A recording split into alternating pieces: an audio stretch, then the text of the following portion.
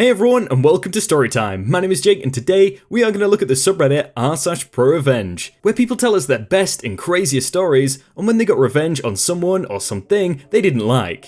If you're new around here, please do hit subscribe down below so that you never miss out on another video. But for now, let's sit back, relax, and enjoy some Reddit stories. Dispose your trash. Trash?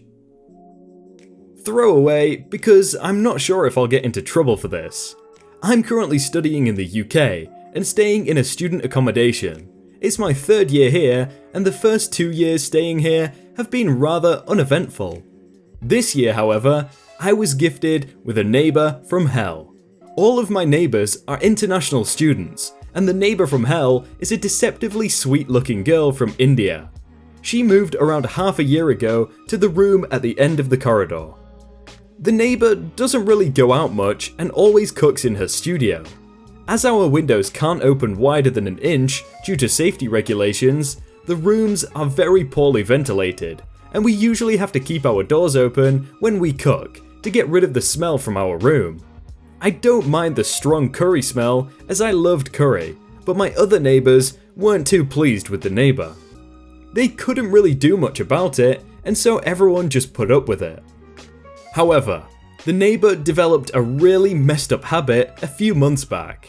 Our accommodation has a bin area for us to dispose of our trash. The neighbour, however, began leaving bags of food waste outside her room on the carpeted corridor. Mind you, she placed the bags outside her room because the stench of rot became too unbearable for her to leave it inside. I went home one day and was immediately hit by a nauseating odour of death when the lift doors opened to my level. It was the first time I noticed a trash bag of rotten food placed just outside her door, but I didn't do anything about it. The bag of rotten food was left outside for a good 3 to 4 days before I started complaining. I took pictures and emailed them to the accommodation staff, requesting them to inform NH that she couldn't leave her rotting trash outside her room. The staff emailed and called her, but she ignored them. I went down to the reception daily for a week and a half, complaining to the staff that her bag of rotting trash was still lying on the corridor. I was really angry because the staff couldn't really do much due to their company policy and could only advise the neighbour to dispose of her trash. After more than a week, I told the receptionist that if they don't get the neighbour to dispose of her trash, I'll confront her directly. As the staff didn't want to escalate the situation, they immediately went up to the neighbour's room and told her to dispose of the trash. She told them that she'll do it later, as usual, and closed the door. The staff decided to be a nice guy and threw her trash away for her. The neighbour continued leaving bags of rotten trash outside her room every 2 to 3 days, and the trash piled up alongside the wall. The smell is insanely unbearable, and I made almost daily complaints via email with pictures, to no avail. The staff threatened NH with fines, which worked for a while, but then the neighbour went back to her old ways and began leaving trash outside her room once more. She once left a leaking bag of rotten curry, and that was the last straw for me. The rotten curry got into the carpets and stank for a good month. The receptionist gave me the same old speech that they really couldn't do much besides threaten to fine her. I've sent a total of 65 complaint emails with pictures to the staff before I eventually gave up on that front. Can't do anything about it? Fine, it's time for some serious revenge. 3 weeks ago, the neighbour from hell left yet another bag of trash outside her room. I took a wee into a bottle, got out of my room in the middle of the night, and drenched all her trash bags with my wee. When I got up the next day, NH's trash bags were miraculously gone. NH continued leaving bags of rotten trash though, and I always gave her a 2-day grace period before I messed with her. The next time it happened, I rummaged through my fridge to look for any rotting food I had left. I opened a pack of spoilt sausages, dumped them on top of her rotting trash, and poured half a carton of rotting milk into the underside of her door, causing the milk to flow straight into her room. Boy, did it smell absolutely terrible the next day. I woke up to loud screams, leashing for almost half an hour. I stay a few rooms down from NH, but it was loud enough to wake me up. NH was livid. She called the staff up to her room and demanded that they find the culprit. However, due to the fact that there were no cameras along our corridor, the staff couldn't really do much again and told her to dispose of her trash. 2 weeks ago was when my genius master plan really began. I started buying the same trash bags as my neighbour. As she continued leaving her trash outside her room, I started doing the same by leaving bags of rotten trash outside NH's room together with hers. I then poked holes in all the bags with a toothpick so that they leaked. NH was absolutely furious at this point, but the staff couldn't distinguish between her trash and the trash I left, and they assumed that all the trash belonged to her. The neighbour from hell was also fined for spilling rotten food liquid in the lifts, which had cameras, due to the leaking trash bags. It's been a week now, and NH hasn't left any bags of rotting trash outside yet, so I'm gonna take the W for now. I don't understand, like, if this guy could smell the bag from across the corridor and it was unbearable, how did she manage to do the same? Like, does she not have nostrils or something? How does she not manage to smell that?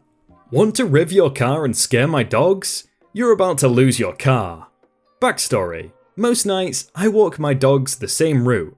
This involves a relatively quiet road and few people, meaning it can be a peaceful and uneventful walk. The last couple of weeks, a driver has actually mounted the curb to scare me into moving, as I was walking too slow. Get the vermin of dogs away from his street. I don't know which house he lives at, but it's a street with no road onto it, so they have to park on the main road and walk to their house. And most recently, they stopped to let me cross the road, then drove very slowly next to me while revving the car loudly, which was scaring my dogs, until they got on the curb and drove towards us.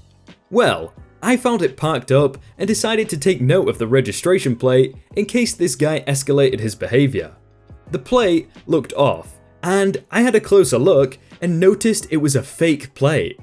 They had used tape to change a letter on it. A quick search online and I found the fake plate was insured to a different car and the real plate was uninsured. Want to keep being a bully and horrible to me and my pets? Try again now I reported you to the police for fake plates and not being insured. I enjoyed watching his car get towed away tonight. It seems to be like a common occurrence. I don't understand why people like that who do something illegal, like the expired license, fake plates, etc., they draw so much attention to themselves and their car. Like, I don't understand, people are just so stupid. Don't mess with my money. How I got revenge on a boss that didn't pay me. I was working for a local computer build company back in the 90s. The owner, let's call him George, was a bit of a douche that liked to party. He struggled to get his business off the ground and took the lion's share of the profits made once it did. All that is to be expected. You take the risk, you take the rewards. I came on and ended up the best tech he ever had in the shop. He paid me fairly well, but not enough for what I was doing. I finally started doing on-site work for a substantial amount more, and we were both happy. I got 30% of the on-site fee per hour, and he got 70%. Now, during this time, the computer industry was tightening up and profit margins had shrunk. The owner decided to do some shady things. One time, George replaced name brand motherboards in the computers I sold to a customer for a network with generic crap. Half of them failed during install. Since I had listed a name brand on motherboard on the invoice, I took them all back and forced him to replace them. Otherwise, it would have been fraud. All he had to say was, "But I make another $40 per workstation if I use the cheaper part." The next thing that happened was I made a 10 computer plus server sale for a new network. I hadn't worked in the build shop for a few months and noticed that they were doing cloning drives to speed up the build process. Not a big deal normally, but I lost a client due to the owner's shady practices. He cloned the drives, then failed to put the certificate in the customer package for the operating system and office. He couldn't get around the server license, so at least the client had that. Every time the client called about the key codes, he'd always tell them they were on backorder. He was cloning preloaded and pre-activated drives with Windows and Office. I finally got tired of it and walked over to where the software was kept and took the licenses to the client. I had noticed the cabinet was unlocked, so took matters into my own hand. Client was still so angry that he refused to do business with me while I still worked for that company. George saw me and accused me of stealing. I looked at him and said, "I'm getting what the client paid for and taking it to them. I'll make sure I have them sign a receipt for the software you seem to have forgotten to include in their purchase." After that, I started to pay attention to what was going on in the shop. I insisted on software before I even left the building with a client system. The piracy got worse and worse. Now, during this time, I was making about $50,000 a year from that 30%, so George was clearing at least that much off his 70% even after taxes, etc. One day he comes to me and says, "I think I have to start charging you for your cell phone." This was back in the day where if you really needed a cell phone, most companies paid for it. I said, "That's fine, George, but I'll want 35% of the on-site fees." To which he replied, "I was going to lower it to 25% and make you an independent contractor." I was honestly left speechless. I just walked over to the bar in the shopping centre and sat down and drank a beer for the better part of 2 hours. It was the end of the day and I didn't have a late client, so no worries there. I sat for another 2 hours after that, just drinking water and thinking. I made the decision to go my own way. If I was going to have to pay for both sides of my social security, then screw George. I'd do it all myself. The next day, I drove around to several of my clients. I didn't want to call them on my soon-to-be former company phone. I secured a dozen that said they would stay with me. After all, as one of my clients told me, George wasn't the one that showed up at 5 AM before the restaurant opened when their point of sale system crashed. I was. When George's shop opened, I walked in with my phone, charger, etc. Found George, placed it all in his hands and said, "I quit," and walked out. I went and got a phone and called the clients I had spoken with and gave them my new number. Payday came around the next day and I was expecting a bit over $2,000 in the check. George had called payroll in several days earlier as always. Well, lo and behold, no check. When I confronted him, he cussed me out and told me he owed me nothing. I used the same type of line that I used with the guy at the ski manufacturer. I calmly told him, "Are you sure? I'll cost you a hell of a lot more than $2,000 if you refuse to pay me what I earned." He just told me to get out, and I did. Well, I knew I had just cost him at least $5,000 a month because nobody in the shop had a clue what to do with networks. I started my own company and grew my client base. Even after having to pay all my taxes, self-employment tax, and expenses, I was clearing about $45,000 a year. I was going to leave George alone until I got word that he was bad-mouthing me around the city. He was saying I used pirated software and cheap parts. Things I knew he had done and was still doing. I would have let it all go. When he bad-mouthed me, I went and scorched earth on him. Revenge. I contacted BSA. I gave names, dates, processes, practices, and more. Everything I could remember about clients that had cloned drives and withheld software. About a year later, I was reading my local news when George's company was in an article. It seems secret shoppers went in from Microsoft and bought some of his computers.